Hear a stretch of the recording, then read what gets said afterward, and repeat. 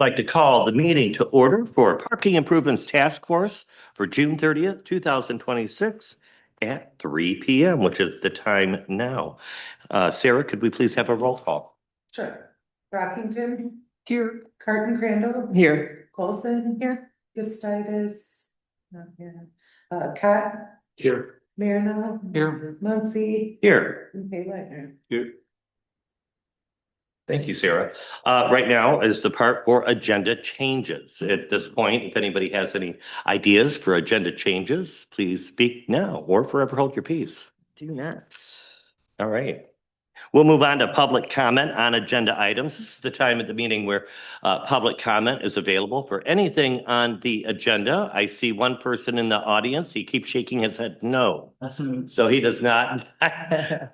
Thanks for being here, by the way, Craig, Mr. Baldwin. And then I don't see anybody online. Is that nobody online?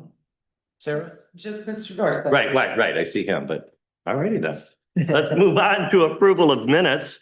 I hope everybody had a chance to look at the minutes in our packet. Maybe give you a couple minutes to look over them real quick if you need to. Oh, no. I will motion to approve the minutes. Second.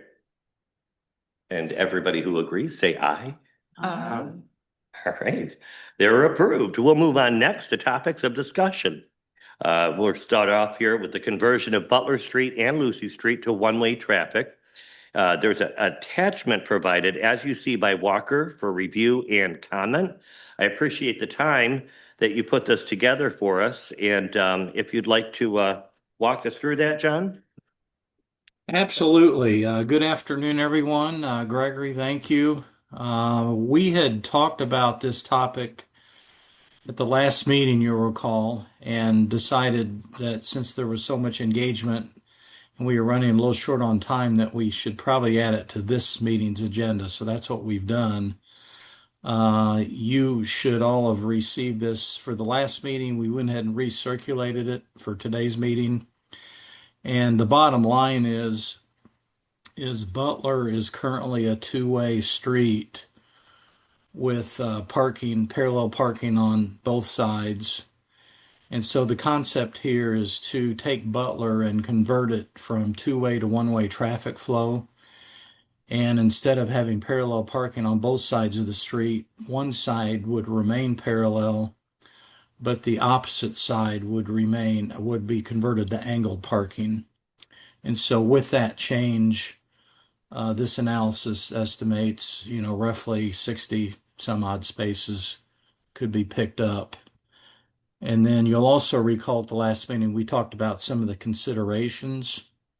Although you could gain some parking capacity, there might be some impacts on vehicular circulation within your downtown. I think Walker's subconsultant on this, Julie Kroll, she weighed in on that. And it's really a qualitative consideration for the city, and it's a way to pick up parking capacity. Our observation is that, I think what's in vogue now in city planning is cities are eliminating, one-way streets and going more to two-way. And so we talked about that at the last meeting. So that's kind of an overview and a recap of where we were. And I think a lot of people are interested in this idea, and that's probably why it's still on the agenda. And at one point, did we not talk about Water Street also going one way? Like if Butler's going north, Water Street going south? Yeah, that was in our discussion at our last meeting. John, do you know why cities are moving away from this? Yeah. Couple reasons. When you switch a street from two-way to one-way traffic flow, it creates a mentality of, getting out of Dodge. I want to get out of the city and avoid the traffic, and one-way streets accelerate people's speeds and movements away from the center city. The traffic, the second consideration is the vehicle speeds typically increase. And so there's safety issues. And a lot of cities, they're trying to keep people in their downtowns longer and they're trying to promote safety. And so you can promote safety with two-way streets and you can also, um, you know, create environments where people want to be in the downtown if you're not providing one-way traffic flow. So I think those are two key reasons why a lot of cities have eliminated, one-way streets. Mhm. We don't know- we don't- Becky, being from the interurban, Yeah. I'm just curious, on your perspective, with the bus system, if those streets were both one way, how would that be a? No, it actually I would be in favor of the one-way, for several reasons. I think it's more of a safety, having it, a Do you think it one. would be safer? I do. Okay. And I think Whereas- we could look at maybe a stop sign, on Butler at one of the cross streets to help slow people down. But, on an angle parking, people backing up, they're gonna be able to visually see the bus much easier, I think. Mhm. And it's gonna be easier for us to see pedestrians. Right now, we've got, people parking on both sides, doors opening up, people walking out in front of us. I think it would just be much easier Okay. visually. Mhm. All right. One concern I had was the vendor trucks that we have, which we do get a lot of complaints, but it's always been that way. For trucks that do stop for 15, 20 minutes, the beer trucks in the morning, the Gordon food trucks, you see them too, right, Gary? Oh, of course, Mhm. of course, but that's just a fact of life downtown. Yeah, and most of In them, a crowded tourist town, I mean, with many restaurants, that's just the way it's probably been for 50, 60, Right. 70 years. Correct. And it's, most of them park on the side streets anyhow. right, Isn't right. that I mean, bettered it's, by one way? is what? Isn't it bettered by one way? That? If Well, both lanes are going this way yeah. and this is stopped, isn't that better? Then right now, it's if this lane is stopped and cars gotta pile up and they gotta go around. Right. One lane because you. Yeah, you'd only have one, like you wouldn't be able to go around. Which could be a problem because a There lot would be of cars parked there. delivery theoretically. trucks park there and then you got to back up. At least now they can go around. Yeah. Correct. But what I'm saying is most of the delivery trucks, they don't stop on Butler Street anyhow. They start at, they park on the cross streets like Mason and like in Wally's at Griffith, all. Well, some of them do, but I see them on Butler and Culver quite a bit as well. I wouldn't say that most trucks park on the side streets. I would say it's just as many. Yeah, it's just education. I think that the one way, because we're a town where we're a walkable town. People aren't driving around, increasing their speed to get from point A to point B. They're looking for a place to park that they can walk Uh-huh. and see things. So if we are able to increase the amount of spaces by having both those streets one way in a continuous loop, I just think that's a plus for the whole Mhm. I think situation. it's a win-win Mhm. too. Yeah, yeah. What does the cost usually run? And we Well- weave it into infrastructure that you're already planning so you don't. Right, double so your costs. just a heads up, Ryan, and Ryan, I'll get your opinion from this. I feel that if this was something that the council wanted to implement, if we brought it to council as a, recommendation for parking, it would be something that would probably have to wait until the sewer work would be done for the Butler and Water Street areas, right? Or, because you're talking a major change in the road here. I mean, some of it could be dealt with, street painting and signage and not necessarily wait for something more formal. Mhm. Certainly Butler Street and that project is already, on our Right. capital improvement plan. It's on the radar it's coming, right? So it's probably 5-6 years off, but Right. That could be a really ideal time to really do a really deep dive into what the Right. design might look like. But I think there's a way to do it sooner if there was interest. Okay. Okay, good I would idea. think the most costly would be the signs. John, when you looked at making Butler a one-way street, did you see any kind of curb changes that we would have to make? Or any, street widening to accommodate that? No, that was not accounted for in either case. We assumed that you would use the same geometry that you have Okay. currently. So Butler Street's a 40-foot wide street. Mhm. And then we assumed you would not put in any new concrete work, no new islands, no new curb cuts. So theoretically, if this was something that the council wanted to do and we made it as a recommendation, it's something that we could do with not as much impact that I had thought previously. So that's good. Yeah. That's good to hear. We definitely need to consider, though, that we get traffic inbound from the south through Water Street and Allegan Street that comes in whoosh. And we get traffic from the north that comes in on Holland and goes down Lucy Street. So the one-way things are going to affect how traffic is entering the Sure. village. Yeah, they wouldn't be able to turn left onto Butler. A lot of those side streets, they would It have to would turn be- right and then go We'd have- around. They would have to look at how they wanted to engineer the traffic all the way out there to make Right. sure that it worked when they got here. Otherwise, we'd have a big mess. Sure. Yeah, there would have to be proper signage, of course. Can I ask a 2026 question? Maybe Ryan, you can help out with this. How long would it take for GPS stuff to be updated? Or something like that, you know what I mean? Like, cause that's how people are getting around, to be honest, like, sure, like. how- We contact, Interurban contacts Google all the time. To correct things? Yes. Mhm. Yeah. Well, I have to tell you that I have corrected Singapore Drive in Maplewood, and I have corrected it at least 4 times, and it's still wrong.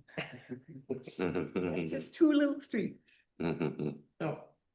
What about emergency vehicles? Do you have Mhm. does the fire department do a study then to see if we can actually do it? Yeah, I would like to get the opinion from our fire department and our safety officials to see, what they thought about this idea as well. I'm wondering if we could, at least reach out to them, Ryan, between this meeting and the next 2 meetings that we can have to maybe bring that idea to them and just kind of get their, how they feel about that before, so that can help us make a decision Oh, yeah. if we want to make it a recommendation. So. I think that's a great idea. Mhm. The other, And you get like they did an analysis of Butler, could they do an analysis of Water Street too and see what kind of increase there would be? I know there's 2 big blocks. Right. Driving around, that half of it's parallel, half of it's Angle. diagonal. Uh-huh. But if you made it all diagonal, I remember looking at when we first got our maps, the on Water Street, the side that was diagonal was like 20 spots, the side that was parallel was only 10. Uh-huh. So in essence, at least on those 2 blocks, you'd gain 10 spots each. So Right. that would be another 20 spots, taking us to an increase of about 80. Correct, getting in- closer in to the 100 more downtown spots. And Which would be, I think, I think people would like to hear that, that there is more parking available downtown. Because, we hear that a lot. And I'll say, and I'll repeat it again as we go through this, and I guess this is the opportunity for me to share, living downtown and working downtown for years and years and years, at least 20 years. Even in the summertime, somehow I always find parking and am able to find parking in about 5 minutes. So, looking at some of the things that folks have to say that don't live here, that might work here seasonally or whatever. Sometimes I wonder, is there really a parking problem or people just being impatient? That are the ones that complain about parking. And that you live here. I've lived here downtown and worked downtown for 37 years. I've never had a parking space in those 37 years. Right. That was my own. Right. And You somehow find I've it. lived to tell about it, Right. Right. Yeah, you manage, you just manage. You manage, and it takes a few minutes of, driving around. You might have to walk a couple blocks once in a while. But 9 times out of 10, even on a busy summer, I'm still able to find a parking spot on my block, the 300 block, if I just take time. Somebody will eventually get in their car, but usually within 5 minutes. And so, And I think, Gary, the same with you. You know, you might not be able to get it right in front, but you guys eventually find a spot. I mean, we always tell guests when they arrive and they're panicked, even though we do have off-street parking for them in the summertime. But we always say parking is a fluid situation. You're correct. It's, you know, it's not like a residential neighborhood where everybody hones in, gets their spot, and they're there for overnight. I mean, it's constantly changing. Right. Right. I think another issue that we have to deal with that people don't want to, some people don't want to, is we have to deal with the restaurants taking parking spaces on the street. The perception is there. People keep mentioning it in our correspondence. And I think we just need to address it somehow. Education. I mean, we said like it's less than 1%. We did talk about it at one time and we found that it was less than 1%. I think it's maybe what, 10 to 15 parking places that are being, how many altogether, Ryan? Do you know offhand? 14, maybe. Is it And we 14? have 13. But here, if we were able to add, 60 spots or more, you know, I think that would be, you know, that would work for those folks. I would like to reiterate exactly what you just said, that. It's less than Make 1%. a recommendation to council to do a non-action action and just say the parking commission is recommending that we limit the cap on number of restaurant spaces to 1%. Like make that a written Correct. recommendation that we say to city council, so that all those people who are writing those letters go, oh, cool, they thought of that. 1%, that's nothing. And it can be a Exactly. lottery, it can be whatever, but guess what changes with 1%? Right. I'm gonna make a note of that, but I would ask you, Excuse me, but we also need to. excuse me, just a second. I'll let you talk in just a second. Alec, if you could write that down, write that note down. I'm gonna write that down as well. But I think that's a great idea to have a recommendation for the city to keep that cap down at 1%, so that doesn't increase even more. Okay, go ahead now. You wanted to say something? Yes, I want to say that we should have more handicap parking places than we do restaurant parking places. Right, correct. I agree with that. I think we talked about that before. We've all talked about our desire for more handicap and possibly some more 15-minute spots. And an urban stop as well. Yeah, the other thing that could be brought up is that maybe there's a limit on how many spaces a restaurant can have. That's a great idea. Yes. Right, Somebody that has, on a corner who has both sides of the street. right. That's kind of, maybe that's a bit much. Yeah. Maybe that's too many. And I know what business you're talking about, Gary. That's the business that folks point at when they do talk about outdoor dining, because they notice that that's not getting utilized. It's not very busy, not as busy as some of the other restaurants that have outdoor dining. And But I think because if the city said, you know. you can have 3 everything in spots or, front. You know, whatever. But possibly a limit as well. You know, that might be something to look at. I don't want to jump too much ahead of our agenda here, though, but those are important. And I think that as we go forward, we are going to look for places for more handicap, as well as that 15-minute spots as well. So. I did want to add one thing, though it is 1%, it's 100% downtown, the restaurant parking, and that's what I'm hearing from people. It's, yeah, they're like, oh, yeah, everyone's saying it's only 1%, but it's 100% downtown. But would it? So all those Same. restaurants are down in the main corridor. Yeah. So all those restaurant spaces are taking up like prime spots. It's not like we have one on the hill, one down here. Well. But I'm just saying, like, Yeah. people aren't liking the 1%, and this is from walking around and polling the businesses. You know, their frustration is these parking spots that the restaurants are taking are 100% downtown. No, I get that. Yeah, so. Yeah, and we'll so get to when that. you're- We'll when get to you're that doing your- in B, where we've got the supplemental field outreach. So we do have that on the agenda. But when you're doing your, you know, just be cognizant. It's sleight of hand, and I understand that. yeah, and But it's just be also, aware. I think the public is asking for action from us. Mhm. And I think that's an action that you can make and keep it Mhm. from growing and give people, I get it. I mean, I understand. I'm not. Mhm. It's Mhm. perception. Right, perception. I mean, but you have to address their Driving to concerns town, too. you come across Blue Star and the first thing you see are right here and there's parking spots getting taken up. as they're Let's- coming to town. Let's get back on track. Let's go back to our, what we're working on right now and the work that Walker and Associates did here for the conversion of Butler and Lucy Street. We're also talking about Water Street as well. John, did you want to keep walking us through this? Is there anything else that you'd like to touch on this before we go into, our next topic? Yeah, a couple things. Thank you. Just to reiterate, I think it's a great idea to check in with public safety and get their input on the one-way traffic flow, how they would react to that. Secondly, we can add a Water Street alternative to this discussion and have that available for the next meeting. Third, we did look at Lucy Street. That was a late addition to your handout package. I believe Ryan had a one-pager. Lucy Street is only 30 feet in width, so Butler's 40. There are also, along that stretch of Lucy Street, a lot of curb cuts.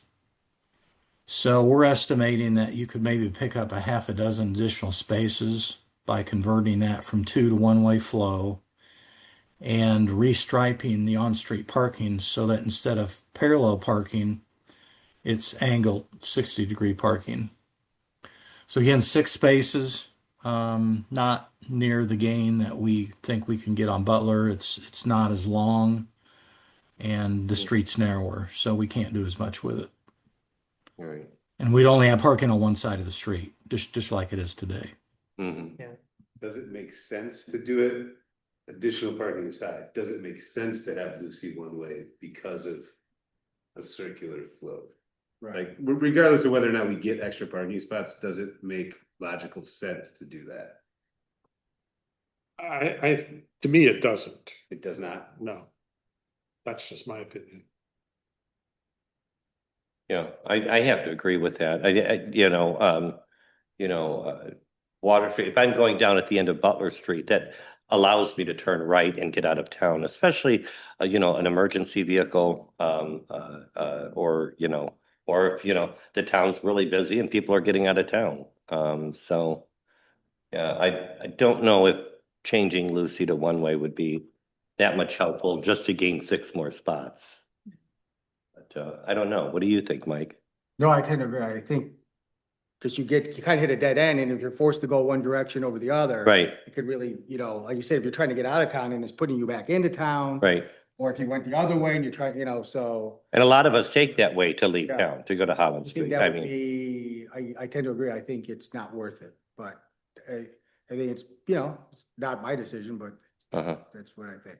Yes, In times past, when we had a big crowd for Venetian night or something like that, the state police would come, and Lucy Street was the only, Lucy Street and Francis Holland, that was northbound traffic, and that was all. Yeah. And they blocked off Blue Star. Right. Between that, and then this Water Street was southbound. Mhm. right, And that's how they emptied out the town, and there were never any problems. sure. So that might be a huge consideration for For when we have large events like that. one-way Lucy Street. Yeah, like 4th of July or events like Yeah. that. Because that's a big, the Mhm, state police use that a Mhm. lot. mhm. All right, John, anything else about conversion of Butler Street and Lucy Street? And then you also mentioned for our next meeting, you'll take a look over at Water Street and see what kind of improvements we can do there if that were to be one way, right? We will. And the other thing to keep in mind on this is these numbers are all conceptual. I mean, there needs to be a more detailed engineering study done that is more precise than what we're coming up with. Sure. And so for that activity, if you're serious about this, we would recommend that you engage a civil engineer. Fleiss and Vanderbrink would probably love to Right. do it for you.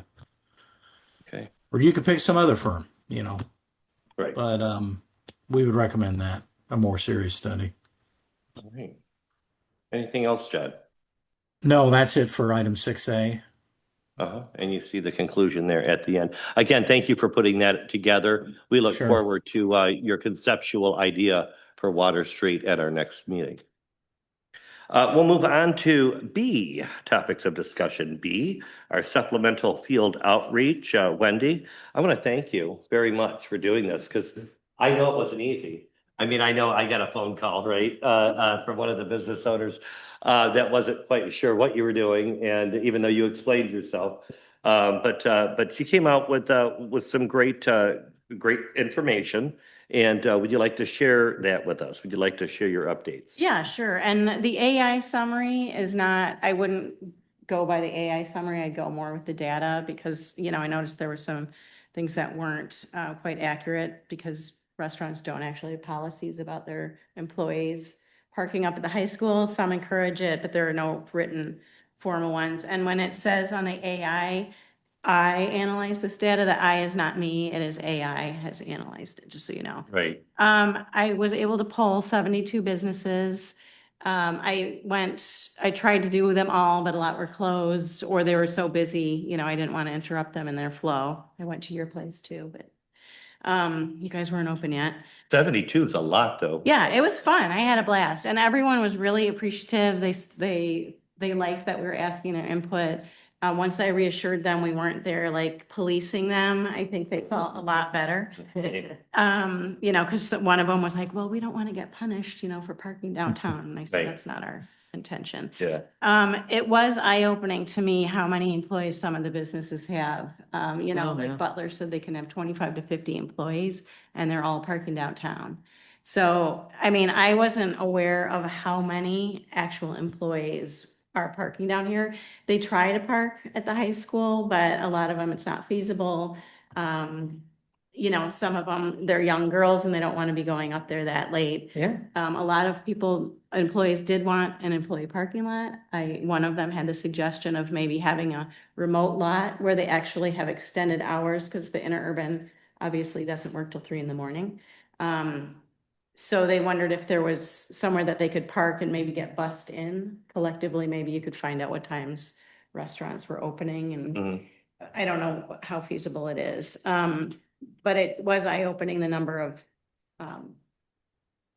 workers and owners that are parking downtown. So that is kind of an issue too, but they have to park somewhere, Right. because a lot of them were nervous. They wanted to park right near the business because they didn't want to be late, because if they park up the hill, Sure. they're gonna miss their shift. Mhm.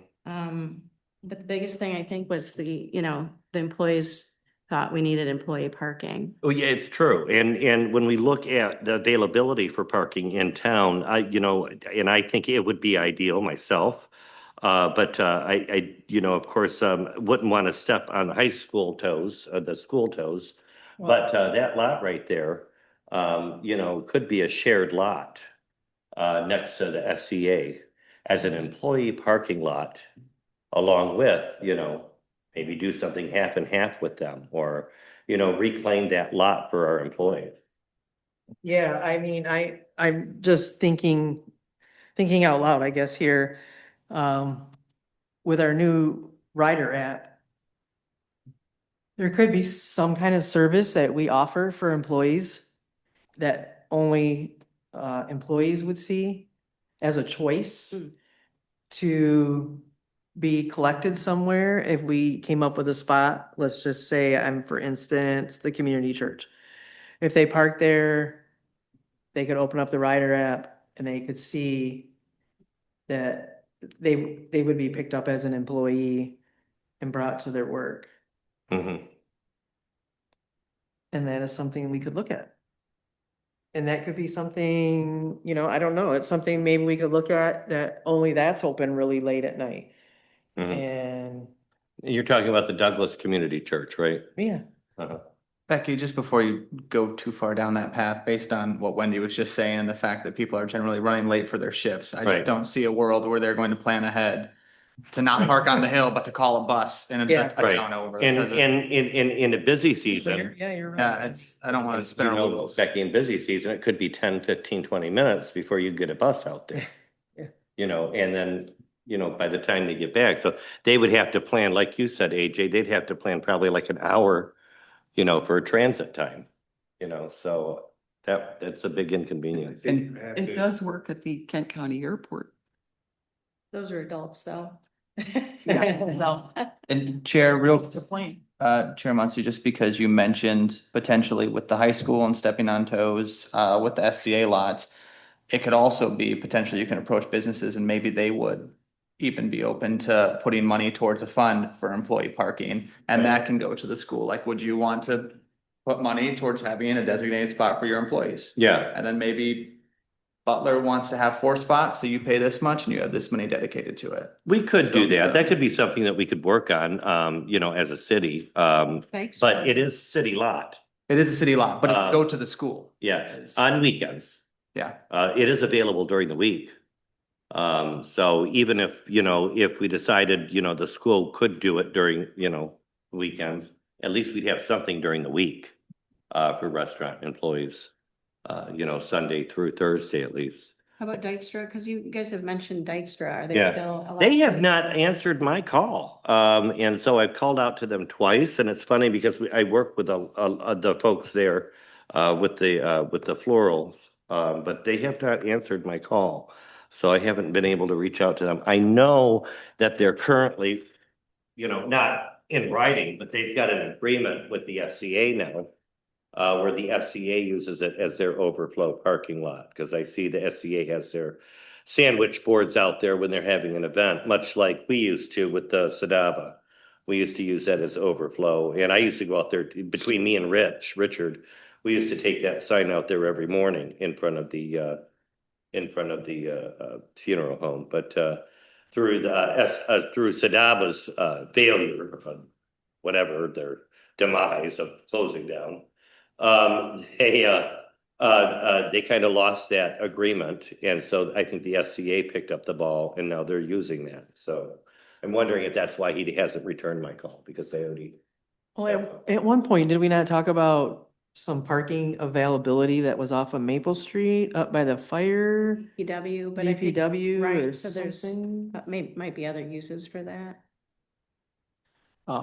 Yes, we have some that's in conjunction with looking at like additional space needs for staff and meeting space and that sort of thing. So there might be, along with that, some room to have some public parking spots, but Well, I was it's not thinking gonna for be a ton. employees. I don't know. I'm But just- that's even further than the high school. Again?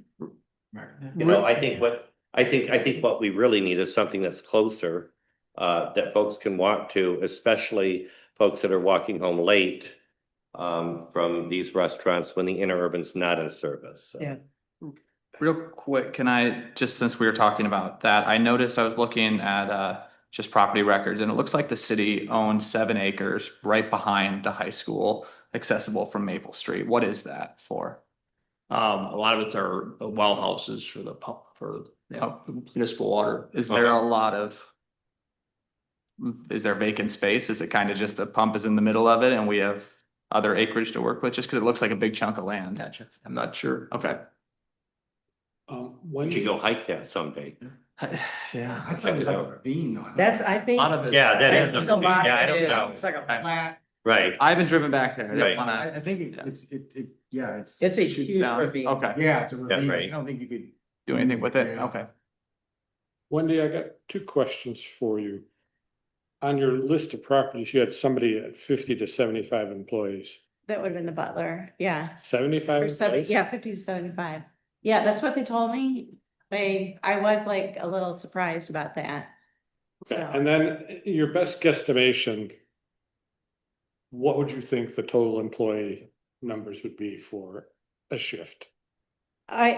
those numbers were per shift. So every number 25 you to had. 50 is per shift. So I asked them how many in the high season, how many employees you have in the shop at once? So every number you see on that data sheet, Have you had it, what was the I total? did have that. Did it say it? I should have added that up. Mhm. I should have added it, but I didn't. I can do that on my Excel sheet. Fine, not right now, but I Right. can. I mean, I kind of did a quick read and the 75, That one I was that's a little, yeah, to me, but I Right. don't know if that's true. Mhm. I got to Very about 350, I think. Mhm. and that's a lot of people at down at once that are not. That- property. That number doesn't shock me because when we typically think about the split between customer and visitor parking demand versus employee demand, I would just throw out that I would expect employees to be maybe 30%. Just a rule of thumb. Hmm. Hmm. What is? what is the, this is a question for you, you talk to people like, I like that you said that people thought they were gonna be, you know, there's some punitive action being taken here, so. This is all kind of grain of salt with how they responded. For instance, one that said, 15 to 17 employees, they park up on the hill, mostly to leave spots for customers. But if that's full, I have a hard time believing that people are doing any of this out of goodwill. Like, there's no, like, the only carrot here is like goodwill, and there's no stick, and there's no other carrot. Like, I just don't understand why anyone would do anything. Their bosses are encouraging them to not park in front. So a lot of, and they're young kids, so they're like, park up the hill at least, not on the main Yeah, drag. like my rule is you cannot park in the 5 spaces right in front of my restaurant. That's it. That's the only rule I have, because it's one I can see. Right, Mhm. And it makes sense because it looks bad, like if an employee gets into a car while guests are like sitting out, you know what I mean? Just like the perception of it. right. It's not necessarily for guests, it's more of the perception. But I just like, how is this being enforced? I just have such a hard time even going down this path of how is anyone really following any sort of guidelines or parking somewhere out of goodwill, aside from, like I said, not right in front of the store.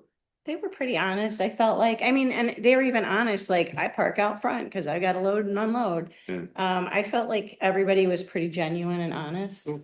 I think there's still good people out there that do things for the common good, I'd like to hope. But I mean, I think everyone was pretty honest with me about, you know, they weren't like, oh, yes, we always park in the high school. Mhm. You know? There were definitely mixed views on enforcement, you know, there was no like hard and fast, like, yes, we need to enforce. There were like half and half, yes, we need it, no, we don't. Same with the restaurant parking, a lot of people wanted it, a lot of people didn't. And then the meters and the time limits were kind of split too. So I didn't get anything hard and fast on those. Right, right. This was interesting. So Sunday I came down to eat at Phil's and found a parking spot right away because I got really lucky. Uh-huh. And so then as I was walking to Phil's, a car was getting towed. And the police officer from Allen County was super nice and called the people like 5 times, but could not get a hold of them. But it was in front of Pudding Stone where it's the driveway. That was a problem for many, many years, even before Pudding Stone was there, even though there's a sign. Well, it might need a little more marking, like yellow or, Yeah. you know, but anyway, I felt like the police were not super punitive, you know, they actually tried to call the people to move the cars, which is nice. They do that, and I've seen the police, even when we have events in town and people are parked in Water Street, when I used to do the sidewalk sale, and there were still cars on Butler Street, they would, find out who the license plate is, were able to get their phone number, and they do attempt to call. So there is, right, there's a soft approach to it. Yeah, and then, well, so then, probably 10 minutes later, I went into Mike's shop and his employee told me that there was an employee parked in the spot all day. That is his loading zone. So this was like 8 hours that this car was It there. was actually there till the next day. Oh, okay. It was there over 24 hours. So Huh. then I go down a little further and I see a friend of mine and he was saying, yes, I parked in an illegal spot too, but it doesn't matter because it's never enforced. And even if it is, it's only $15. And to me, it's worth the cost of finding a spot downtown. Right. So that was a lot of information in a half an hour period. We've heard that from a business owner as well, that it was worth it just to pay the ticket, because it's very rarely enforced, unfortunately. So we could enforce it. I mean, if it's only Right. $15, people are willing to pay.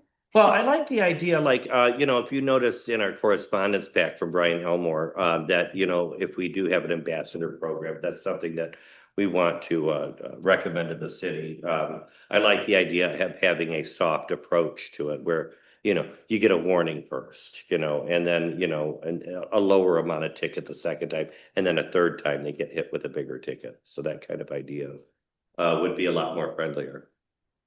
So.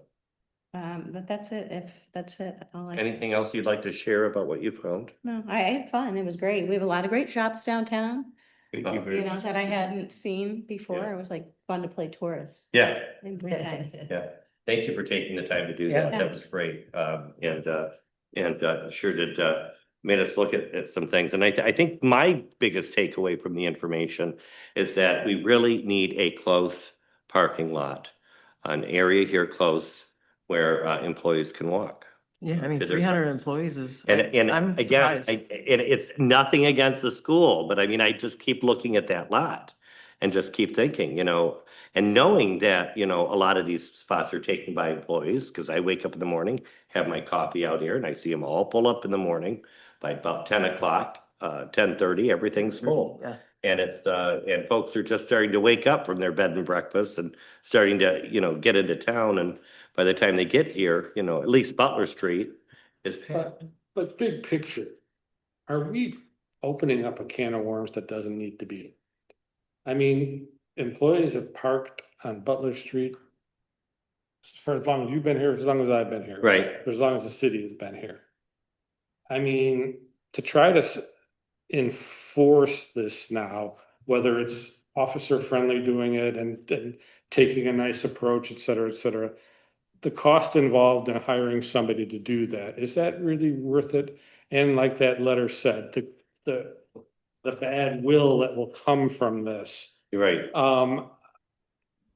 I don't know. I mean, I think if we're capable to add spots to increase the interurban use with remote lots and things, and then just let it lie. Yeah. I mean, that's just Right. my feeling. And exactly, you make a great point, because like I was saying in the beginning as well, living here and working here, sometimes it takes me 5 minutes to find a spot, but I mean, I've never had to, drive 10, 15 minutes around in circles to find a spot, even in our busiest time.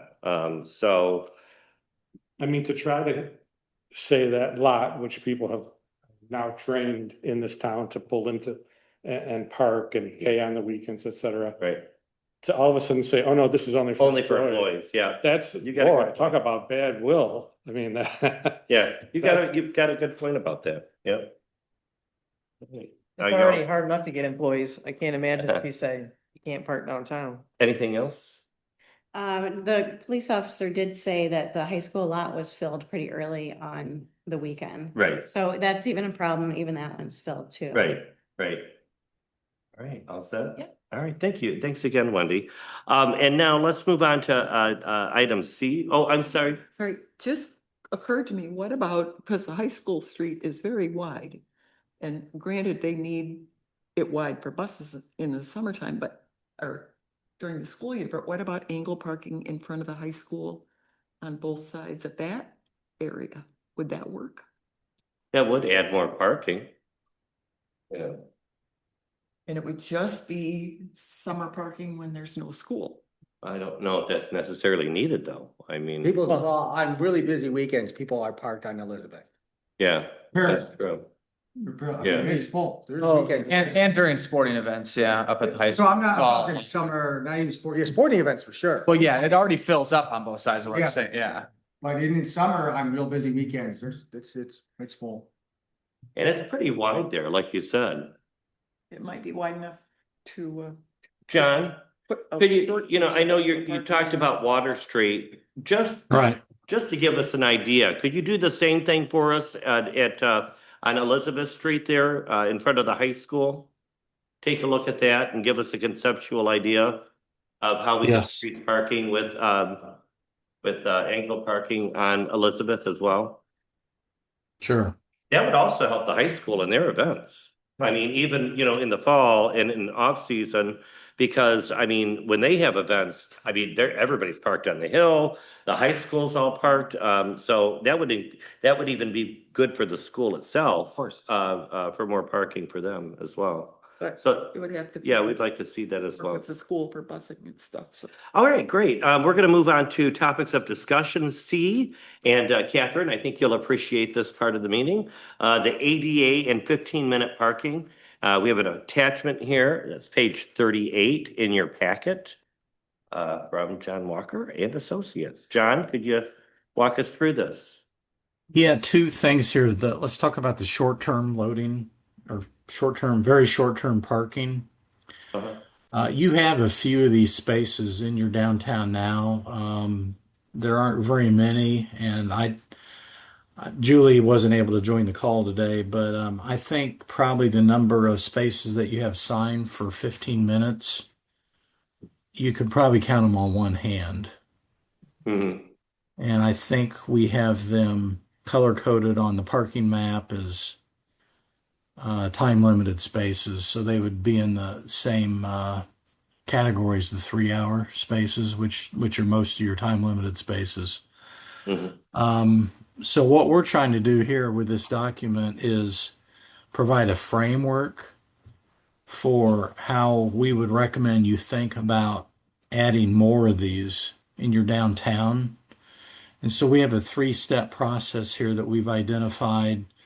You know, step number 1 is the location adjacent to a high demand use, such as a restaurant, retail corridor, grocery store, library, event space, and so the idea here is to identify land uses where you have people popping in really quick, maybe to pick up some dry cleaning, or they're not dwelling for more than a few minutes. They're just in there to get an order and get back out to their car and leave. So step 2 of the process would be, are adjacent businesses requesting a short-term space? You know, does this help them? And then if they're not, then the city doesn't need to consider it or worry about it. If they are, then you move on to step 3, where you would collect information that would inform utilization and dwell time. And if the parking spaces in front of the business are highly occupied and it's hard for somebody to get in and out, for 5 minutes or so to pick something up, then that would suggest you have the data to support adding that very, very short-term space. Another KPI or metric that we would recommend, that if 60% of the users are under 15 minutes, or 20% are under 5 minutes, then that would also suggest that you need some of these very short 15-minute spaces. So these are just some guidelines. This is a framework for trying to help you understand where you might want to employ these 15-minute parking spaces. Mhm. And then on the second page, we just did a quick search of, okay, what are some of the businesses in the downtown that might need this?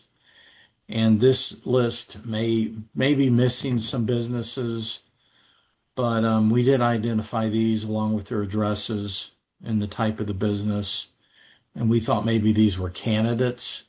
But again, if these owners aren't asking for this, then the city Right. probably shouldn't feel like it's on the hook to provide that. And then if they are asking for it, they should be able to clear some of those quantitative hurdles that we had identified with that framework. Mhm. I So, believe, I believe Uncommon Coffee Roasters had asked for a 15-minute spot, and that's while you've been here, right, Ryan? Yep. It wasn't that long ago. And the drugstore as well. The thing I have issue with is that once you give a 15-minute spot to, one restaurant, then you're going to get maybe other restaurants that will want it. When I think about 15-minute spots, I think about the drugstore. That's where I mainly see, people using it or needing it for prescriptions. Could you treat them like you do if we're talking about limiting the restaurant parking spots and A, charge people for them, $200 a month. Mhm. B, limit them, whatever it is, and do them by lottery, do the same similar thing to restaurant parking spots. Limit it to 1%, do 18 of them, charge $200 a month, so that people are not just taking them because they think maybe it would be nice to have. But and then help pay for signage and whatever else, and then, do them by lottery. What do you think of that, Ray? certainly look at it. So not I think- everybody, oh, go ahead.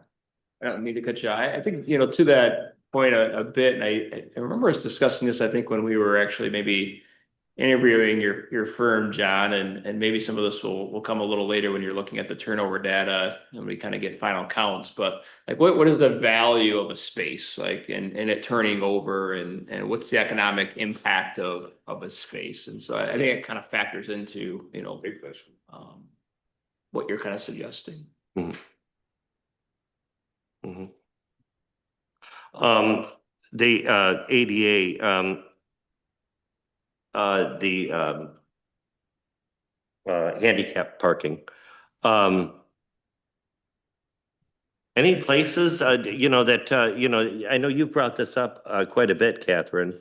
Are there any places in particular you think that we need an increase of handicap parking? Any spots, around town, or when you're thinking that we need to add more, or? I would say near the public restrooms. Uh-huh. So you have the one in Wicks Park, and then you know, of course, down by the tennis courts, that area for sure. And I would definitely say in front of the drugstore would be one. Mhm. Can I ask for the risk of saying this weird acronym out loud, the PROWAG guidelines came from? Like where, John? This is a federal government guidance. Okay. We need a no-brainer to get to those Mm. marks. Like if those are the guidelines, like it's Yeah. a no-brainer to increase those spots up to that 2% and 4%. Right. If And- we do, go ahead, John, sorry. So there's the ADA, you know, that was a federal legislation that was passed on more than 30 years ago. And so they're very specific Only with for- regards to off-street parking.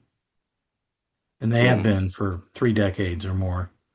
However, with on-street, you know, the public right-of-way, on-street parking, that was never covered under ADA. And then the more recent guidance out of PROAG is what that's speaking to.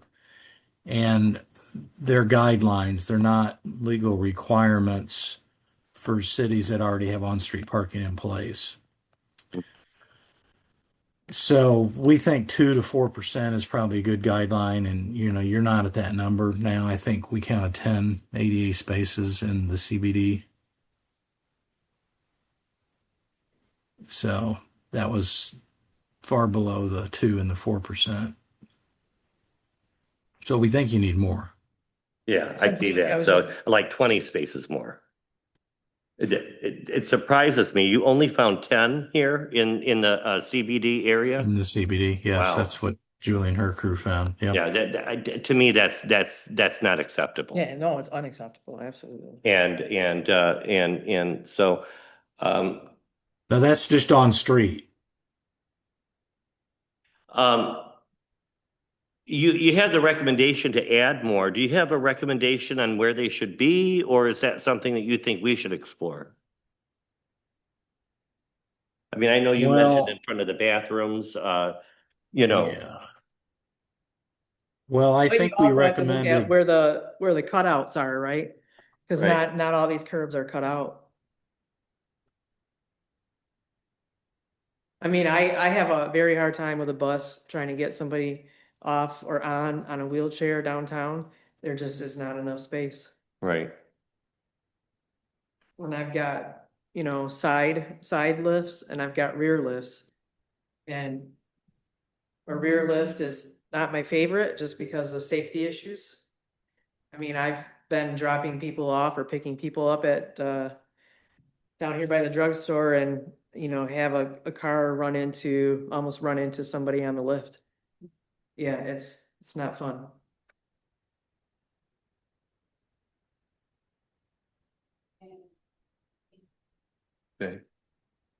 Do cities usually, like, do they normally have one per block? John, like, what have you seen? How frequent do you have them per block or? Well, you should probably have at least one space per block. You know, there's generally 4 sides to a block, so you probably wouldn't want to have one space for every block face. Mhm. that would most often be 4 spaces per block, but I would say should probably have at least one. Right. Some of the Yeah. locations that we had identified were Water, Butler, Main, Hoffman, Mason, and Culver streets, kind of down more toward the heart of your CBD. Uh-huh. But, John, do close you- to restrooms, that makes sense. John, do you allow for wheelchair accessibility? That needs to be part of the implementation. So if you were to increase the number of ADA spaces, you need to make sure that, there's somewhere for wheelchairs to go. Right. And that would involve Those some are construction. larger spaces, so. Mhm. Right.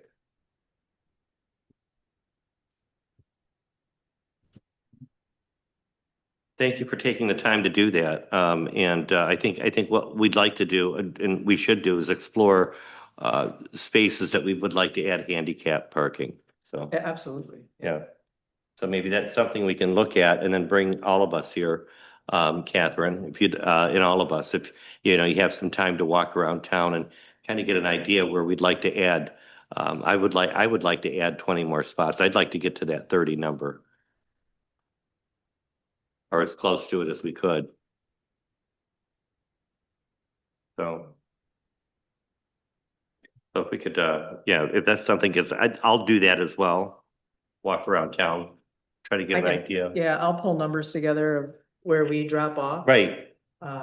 With wheelchairs and I can do that. Okay, that sounds good. Anything else, John, that you'd like to share about ADA and 15-minute parking? No, I think that covers it. Right, very good. Let's move on to D for topics of discussion. Walker, final deliverables format, how you're gonna give it to us. And that's on page 44 here on our, which we don't have a page 44 in the packet here.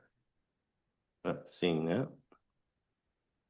It's going up to 43 here. Oh, there was a different, Is that Yeah, there was one added. yeah.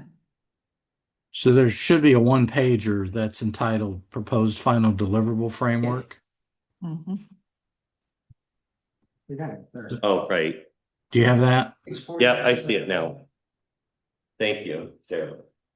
So what we're thinking, and this is subject to your approval, but we wanted to float this trial balloon with this group. And, we've been meeting now for several months and we have a couple more meetings. And so we've accumulated different papers on different topics. And, you'll recall a few meetings ago, we had a specialist present on signage and wayfinding. And, Julie with Fleiss and Vandenbrink has been on board and they've collected a lot of good parking inventory and occupancy data. You've seen some of these white papers, including some for this meeting. So, bottom line is we have a lot of different materials out there. And I think what we were considering is we would like to give you a very thoughtful executive summary that frames the issues, talks about, what our process was. We had a discovery process. We interviewed lots of people. We issued a questionnaire, and then talk about the different things we looked at, and then finally what we're recommending and why, and what we're not recommending and why. And so, up front we have this executive summary that kind of is the capstone for the overall effort, and then we could have other subsequent sections that get into more of the details or more of the back of the house, how we made the sausage. And so the second item would be, the study purpose in the background, what you engage us to do, maybe some background. And then we would get into section number 3, the existing conditions, where we had the handouts that were previously presented on the parking inventory and occupancy, the questionnaire results, the results of the stakeholder interviews, the signage and wayfinding review, etc. And then the fourth section, we would include some more of these white papers, paid parking considerations, the cost to build and operate parking, remote parking, interurban expansion, shared parking, parking enforcement and ambassadors. And then we would conclude with an appendix that would include all of the meeting minutes that have been assembled throughout the process. And then we would organize this in a digital binder, put a nice front and back cover on it, and, make it something available that you could post, presumably to your website if that's what you desire to do. So that's kind of an overview of what we were envisioning for a final deliverable. And, we'd be happy to make this available in both draft, and final formats. The draft, we would make it available for you to review and comment on prior to finalization. So that's what we're proposing. And we wanted to get some input and feedback on that. Can I ask how specific, I'm looking specifically at 1A through D. So I love A, chef's kiss, beautiful. How specific are B, C, and D? When we think about recommended actions and what we're bringing to city council, how specific? Like when we talk today, like, is it as specific as increase ADA parking to 4%? Is it as specific as, address restaurant spaces with a 1% cap? Or is it a little more broad where there needs to be an additional, deliberation on what actually the recommended action rather than an umbrella? That question makes sense, John? It does. I can give you a specific example on the discussion we just had about the very short-term 15-minute parking and the ADA considerations. For the very short-term parking, our recommendation would be, here's a framework for you to follow, but I don't think we want to recommend where we think you should put 15-minute parking spaces. I think that's too granular for this report. But for the ADA, I think we could recommend, we think you should have 30 on-street accessible parking spaces. You have 10 now. We think you ought to increase that to 30. We can make that level recommendation. Where you put those spaces, I don't think we would get that specific. Any other specifics? I guess I'm concerned that this work will get lost and no action will be taken because there's no specifics. Okay, no, fair enough. It's a good point. I think another example is the remote parking in the interurban. One of the things that I think has been very encouraging is, we've talked about that in previous meetings, and that ball's been picked up and run with. You're already implementing that. You already have additional remote parking you're using. You've expanded the interurban service. So, that's great. Do we need to, I guess my question is, how much do we need to formalize that, or do we need to formalize that? And does it need to be expanded even more than where it's at today?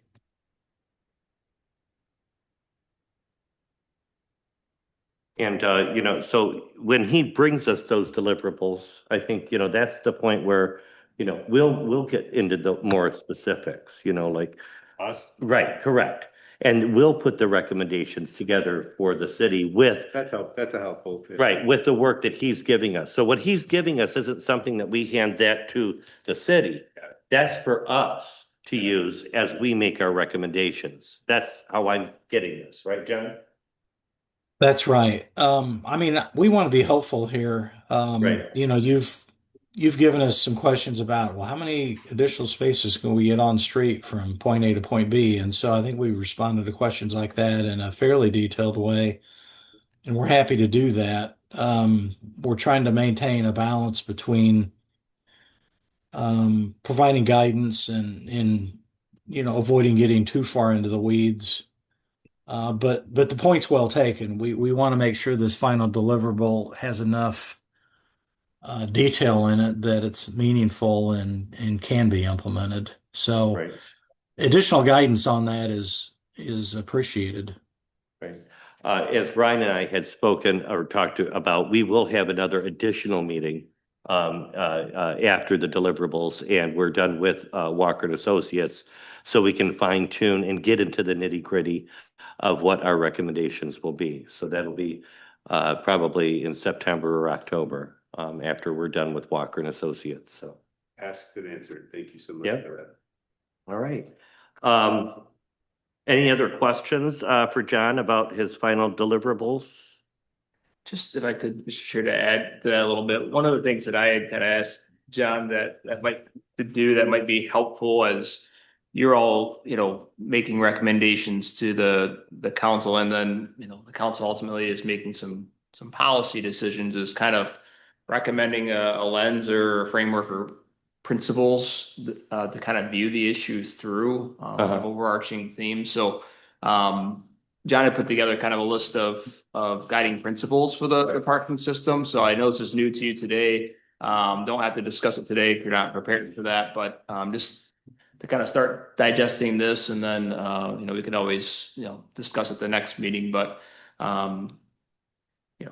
in fact, I told John right before the meeting, I think even 17 on the list, preserve Saugatuck's character, probably something at the top of the list, right? I mean, that's kind of the ones that we're viewing all of this through from a larger planning perspective. But Right. I think it hits on a lot of the things that you have all talked about and how you're kind of seeing the issue and how we need to maybe frame it. But obviously we look to you for your guidance and do we need a shorter list? Is this list right? Are the bullet points right? John, anything else you think would be helpful for them to be thinking about? No, I mean, this is just our best swing at, what we thought might be important. A lot of these are things that we've talked about, but I do think they help frame, your potential future direction. Right. Thinking something quick that the council, or as they get questions, or you all, as former members of the task force eventually, can kind of, as questions continue to come up. Correct. Kind of help. Snapshot. Yep. Right. Something we can go back to that's like, okay, this is kind of how we're kind of viewing these decisions. Right. Right. This is super accomplished, and I totally get the purpose of it, and it's really, really well done. My only feedback would be, I think maybe split it, cut it in half. Find the ones that matter, but I love the idea of coming to council and saying, we would recommend increasing the ADA to 4%. And that ties into guiding principle number 6. And Right. do that with every single recommendation we make so that we continue to tie it back to this Sure. as a foundational Right. mission statement, really. So, Yeah, this will be a good tool for us to use when we get into the very nitty gritty of our recommendations. I agree as well. So that's something that we can all look at, maybe talk about at our next meeting. Something else that might, just throwing this out there, this came to mind, that might be helpful too, is just kind of maybe short-term and, midterm goals, Right. what's the low-hanging immediate you think the city should go out? Right. Because I've heard some things today about like, is enforcement really directly where we want to go? Or maybe should the city focus on, wayfinding and getting people, to certain places and communicating better on our website and our materials, to let folks know, where the actual parking's at, getting better word out about the shuttle options that are out there and the outer lots, are those, putting more ADA spaces in, should that be the immediate, go-to spot? That's low hanging. Is the next level, maybe midterm, after we've kind of gotten those pieces done, maybe the one-way conversions or the enforcement, or just throwing that out there, Yeah. Yeah, phase 1, phase 2. Yeah, I like that. I like that idea a lot, having different phases because, I think a lot of that low hanging fruit that, we're already working on. So I think it's helping. Do we have any numbers yet on the shuttles?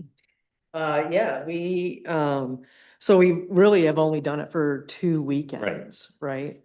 And we were just talking about that today, and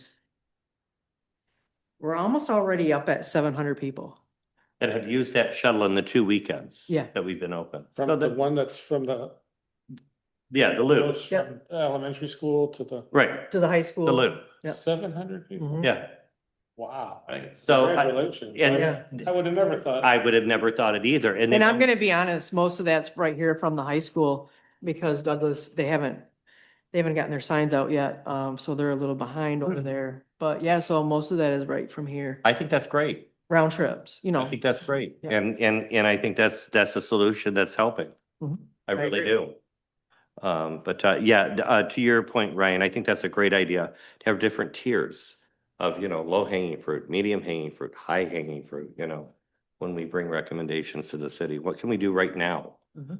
What can we do when it's time to change infrastructure? Because that's not low hanging. When you have to change roads or, change curves, things like that. So, all right. All right, well, we'll look forward to that, our deliverables, but what I'm really gonna look forward to is our next topic of discussion, and that's the Walker in-person outreach at Music in the Park.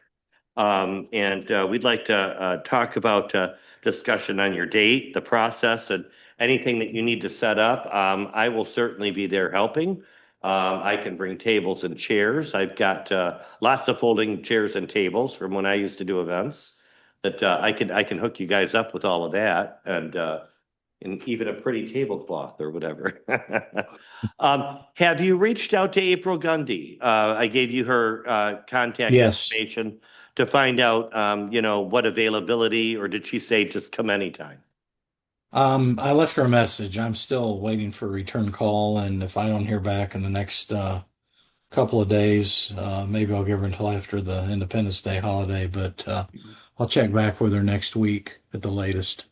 I'll probably see her this weekend. I run into her Okay. often, so I'll also reach out to her too. Was there a date or particular Wednesday that you had in mind? That would Yeah. be good for you guys? Yeah, I think you said it's every Wednesday, right, during the summer. Correct. So we were targeting Wednesday, July 22nd. Okay. I have a meeting with Ashley, but after this, you want me to have her just tell April to call? Great. Okay, good. I can tell her today. Yeah, let Ashley know. She was just on my radio show last Sunday, and I know you guys are gonna come on. You were too, but you guys are gonna come on and talk about the fall event coming up. I should have April call like. Tell her Wednesday, July 22nd is what we're shooting for. I don't see a problem with that at all, John. I'm sure Okay. they'll let us set up a table there, but of course, we do want to make sure we get their permission before we go forward. Sure. So you've got a meeting with her right after, so can you shoot me a quick text after you talk to her? And then, John, I'll send you a text as well, as soon as we know that we can confirm that day for you guys to come out. Okay, fantastic. What is that gonna look like, John, when you guys come out? I mean, I mean, I can help provide a table, chairs and things like that, but what kind of, what can we expect? Well, I think it's an opportunity for people to stop by and, bend our ear on, whatever they want to talk about relative to parking. And it's an outreach effort. One of the questions that I had is, do you have other, I don't know if exhibitors is the right word, but do you have other organizations that do this for this event? And or is it? Yeah, we do. Sometimes, like the Heart Safe community was at Music in the Park. They're the folks that are teaching CPR and raising money for AEDs. Right. So there are different folks that do come for things Okay. like this. John, are you gonna have like,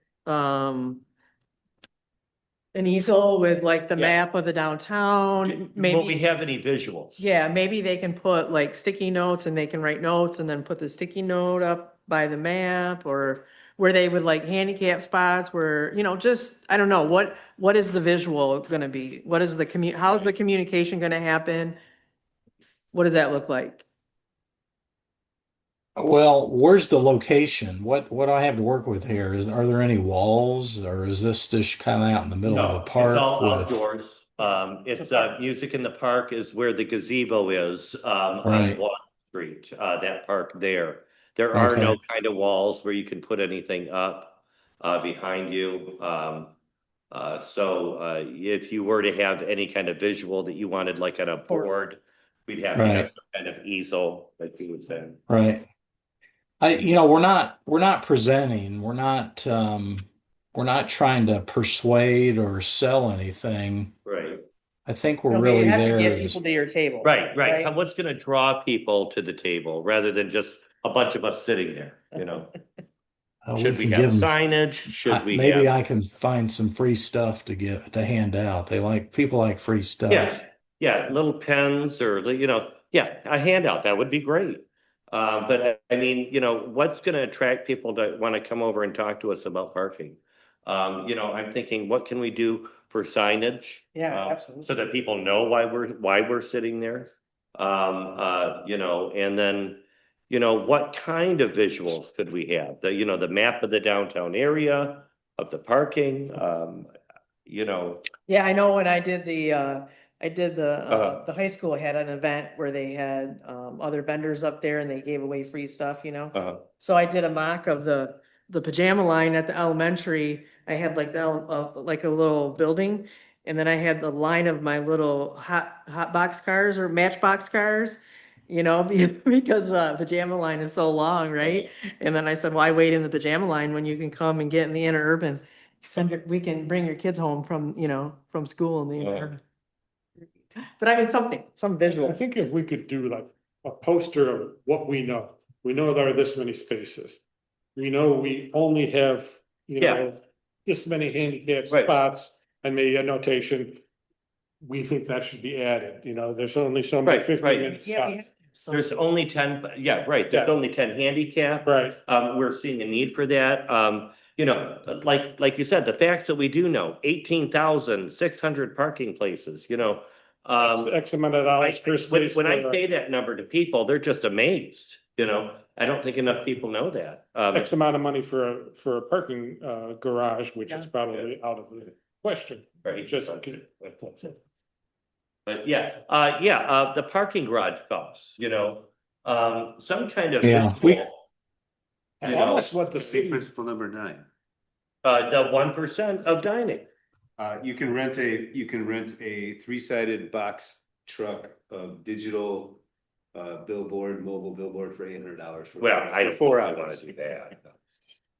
I think we have $800 to do that. Well, obviously, if you make an announcement why you're there before Mhm. this concert, I think. Before, during, after. Yeah, Ashley know that we'd also like to make an announcement at Music in the Park, to announce that why we're there and to come visit us. because I think a lot of people, at least locals, are interested in this, and I think they would come up, as long as they know why. okay. Ryan, we had a visual that you did for parking, a while back, right? That you shared on social media? Yep. Couldn't we do something like that with the information that we're sharing? And maybe you could tweak that into something that we could turn into a poster?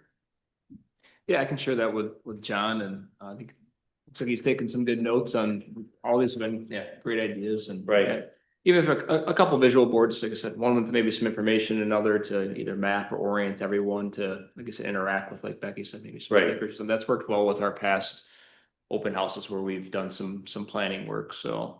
Is that something that you think that we can have by July 22nd? Because that's, what, 2.5 weeks from now? 3 weeks. 1, 2, 3, 3 yeah, weeks. 3 weeks from tomorrow. yeah, 3 weeks, 3 weeks from now? I think that's a big question for John, if he's gonna Yeah. have something printed, and I don't know, Right. what their resources look like, but generally a printer should be able to turn something around pretty quickly, but. Uh-huh. I can have a map created and I can create a 1-page poster of what we know and also assign advertising. This is for the downtown parking study. Okay. I think But that, how are we going to mount, if there's no wall, we need to think about how we're going to mount these materials considering, what happens during inclement weather or, if there's a gust Right. that blows up, what's my infrastructure like here? Wendy just suggested that she'll wear a sandwich board Yes, I will do and that. walk around the park. I would totally do that. Oh, I would too. Great. I think You can if do you that had on a a poster cardboard. like that, I mean, I would be willing to mount it on some board. Or just mount it on board, on a board, that foam board. And then we've got a couple of easels here, don't we? We do. So we have a couple easels here, John, that we could use. So if you could print those, Okay.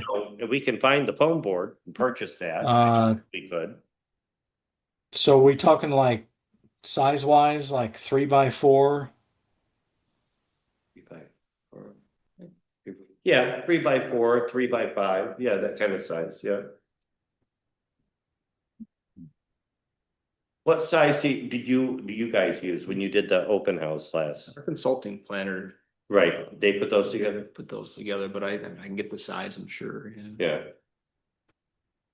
Trying to visualize what a 3x4 is.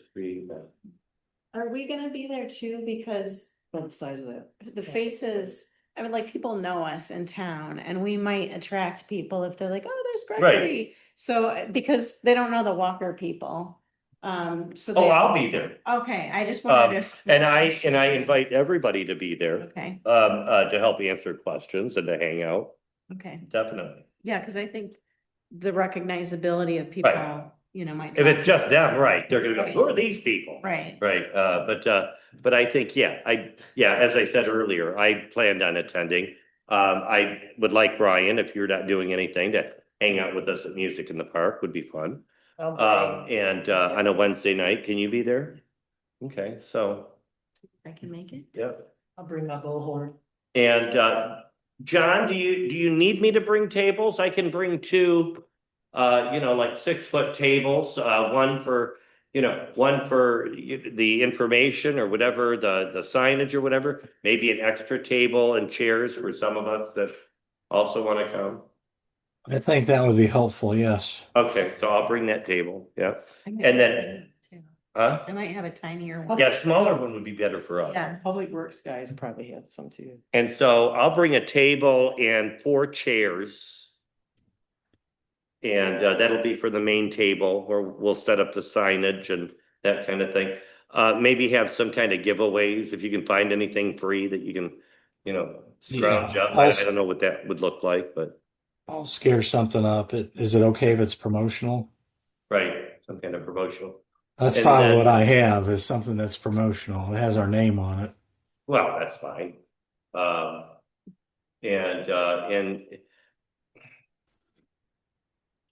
I was just trying to figure out some kind of interactive thing that could be done. I mean, I know we've already had a survey. But, something that, that would be a little bit interactive, you know what I mean? And I'm trying to think, what would that be,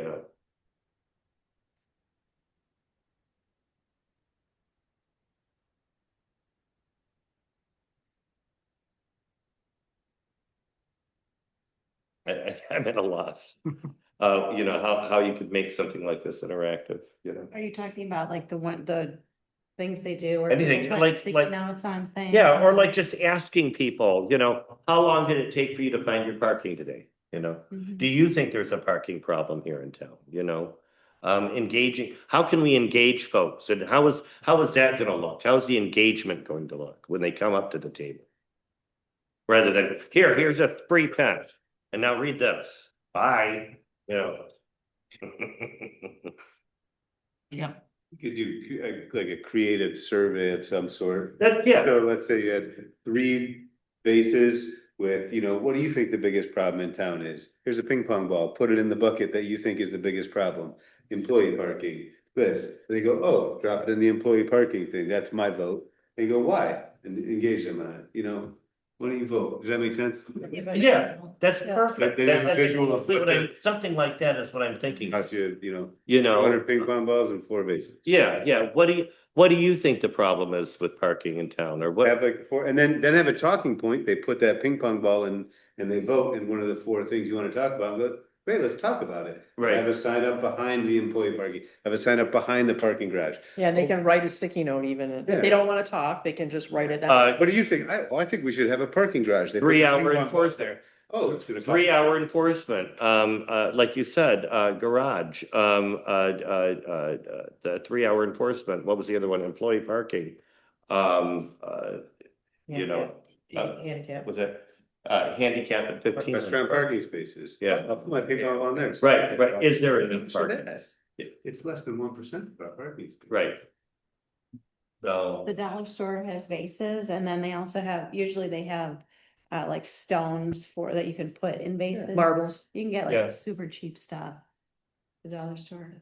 One of the things that we did to kind of help translate it into like dollars and say, hey, obviously we all have limited resources that we unsuccessful at our master plan open house was the township did this as well with the Blue Star Corridor, was kind of taking a look at the different ideas, you know, like you said, parking garage, parking enforcement, wayfinding signage, obviously there's a cost to that sort of thing, and just putting a very, you know, small rough estimate. Maybe the parking garage is $10, but the wayfinding signage is $2 and enforcement's $5. And you give, you know, each person that comes up like $5 in Saugatuck bucks and say, all right, this is all you have. What are you gonna, you know, put your dollars? That's a great idea. I like that idea. When you just kind of put it in the budget, it's your marble idea, just kind of blow some actual Yeah, dollars. but you could So, combine yeah. it with the ping pong ball marble thing and say, each one of these is worth, I love it, Well, that's great. I like the idea of having monopoly money and you know, walking around, here's some money. You know, we want you to spend it. Why don't you spend it on what you think is best for parking?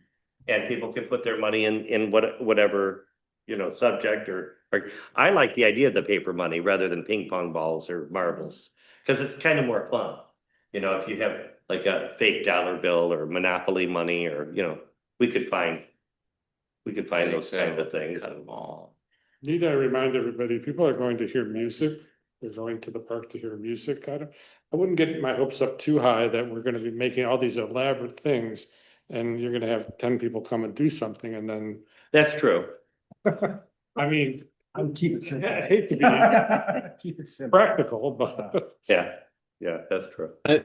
I think the other consideration is, you know, if you're going to get like a group together in a room for an hour, you know, you can play a game, but with the ebbs and flows of a crowd, with people walking up and then dispersing, are you going to have a captive audience to Right. pull that off? Yeah, that's true. Yeah, and I think that if we're all there, you know, and we're there engaging with folks, that may be enough rather than having a little toss in the bucket game. I was I just mean, trying it's- to figure out what it would look like, that's all. Well, you know, we Yeah. all enjoy games here at Saugatuck. Yeah. I think it's analogous to a conference or an exposition. You know, and everybody, we've all been to those. And I think there is some attraction to having some interactive feature. Let me ask around and see if we've done anything before. But, you know, probably the number one activity is, you know, people exhibit and you're standing there waiting for people to walk up and you engage them in conversation and talk to them. I mean, Right. that's the most common thing. And I think, Gregory, you're suggesting something that's maybe a little more than that. And let me check around and see if there's anything that we've done that we could bring to this Mhm. that doesn't require a captive audience. Okay. Oriental Treating has all kinds of little mini erasers and, you know, bags of that kind of stuff. Yeah. You could- Right. 1,000 erasers. Right. Okay, so I'm responsible for tables and chairs. Easels. Alec is responsible for confirming that we can do that on the 22nd. Walker and Associates is responsible for some visuals that we'll have at the table. And maybe some little freebies with Walker advertising. And I think that's just fine. What, do we say easels, What's that? Gregory? Easels? Yeah, and then we'll have the easels here. I'll write that down to make sure I have. Noted that. Interurban cards? I'll stop by early that day, Wednesday or whatever, sometime Wednesday and pick up those easels from City Hall here. Not a problem. And then interurban as well. We'll have cards for interurban to download the app. Mhm. That'll have the QR code. And we'll talk about, and she'll be there so we can talk to people about the shuttle service and how we feel it's been helping quite a bit I already. think the CVB might have a map that they could bring of the shuttle route, Okay, that would be cool. just to show it. Did they make a big one? I think so, yeah. So John, you need one easel or two? Well, I had one for the map, and then another one for the poster of what we know. Okay, so that's two. Yes. All right, very good. And then if you want to bring that, that would be a third visual. We would need a third easel, right? Do we have three of them? You can look. If not, we can buy some. I know there's at least two. I know there's two, yeah. All right, okay, very good. Anything else, you guys, about our little outreach at Music in the Park? Any more ideas or anything? Anything, anybody?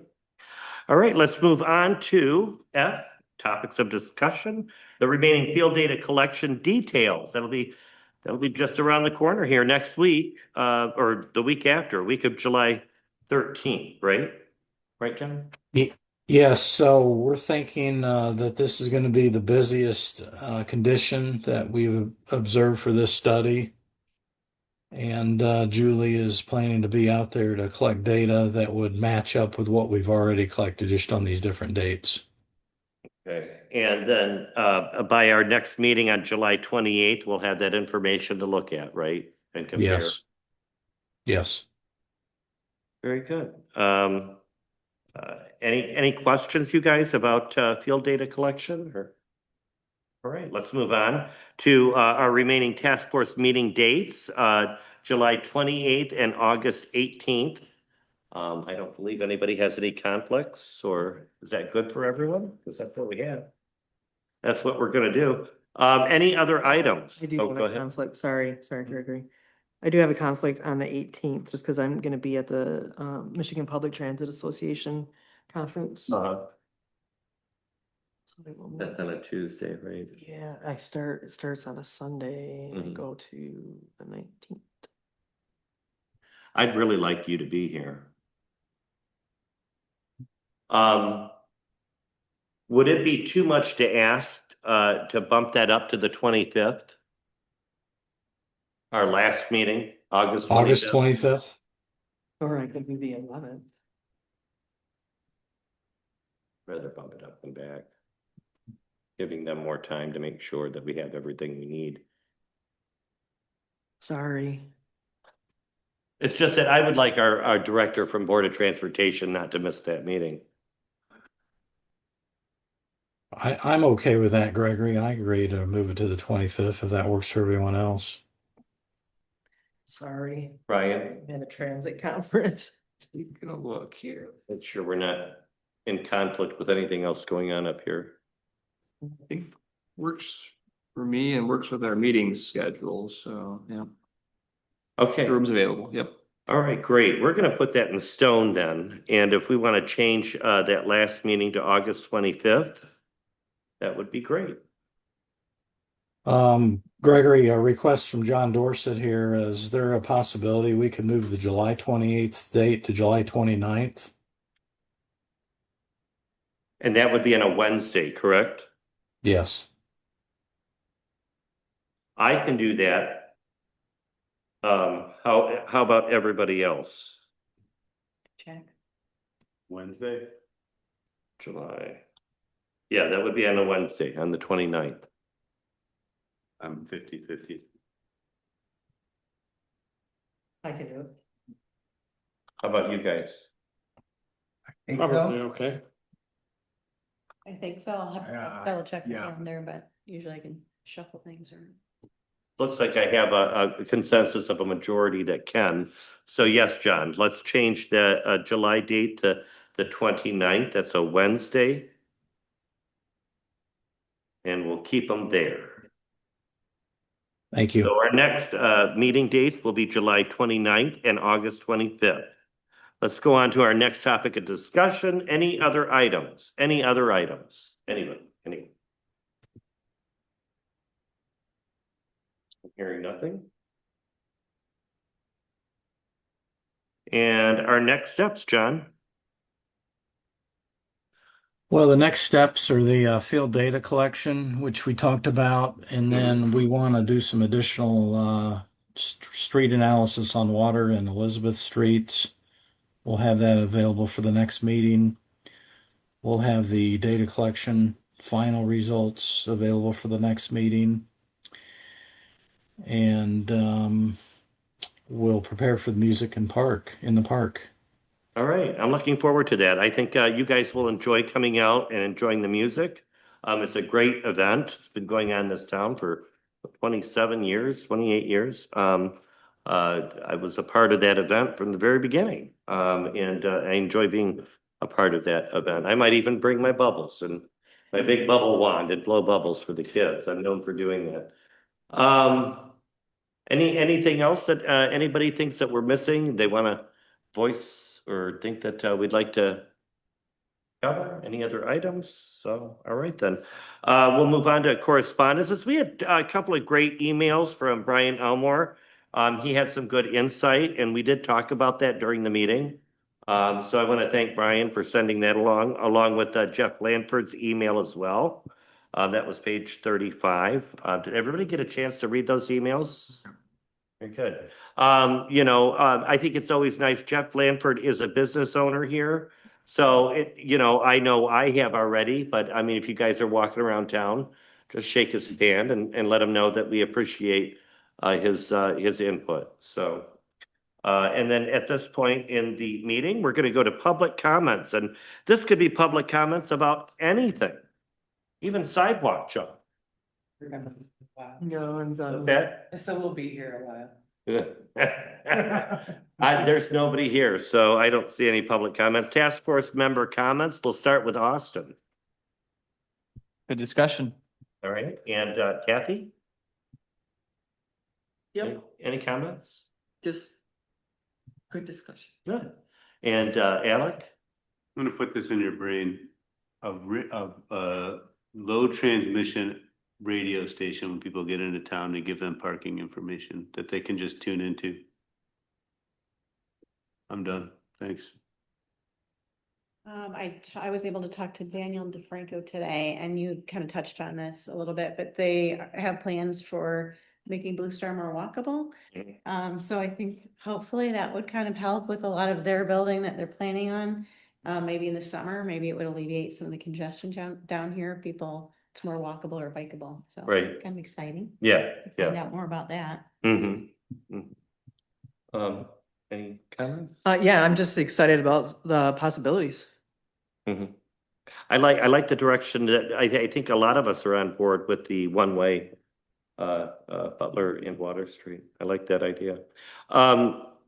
Gary, any Nothing comments? to add. Very, very good. Mike? No, I think we've actually come quite a long way since, Yeah. from the first meeting, we were kind of all looking, not sure how to start. Right. And I think we've really come a long way. So I Right. think it's been really good. Right, I think so too, and I've noticed that with our last few meetings. We were kind of scattered from the beginning, but it seems like we're getting a little bit more focused as we're moving along and getting further in this. Well, if there's nothing else, I would like to ask for a motion to adjourn the meeting. We'll move. A second? Second. Third. We all agree, say aye. Sorry. Thanks for being here, John, and thanks for all the work. Okay, thank you. Everybody have a great We'll- Independence Day. See you on July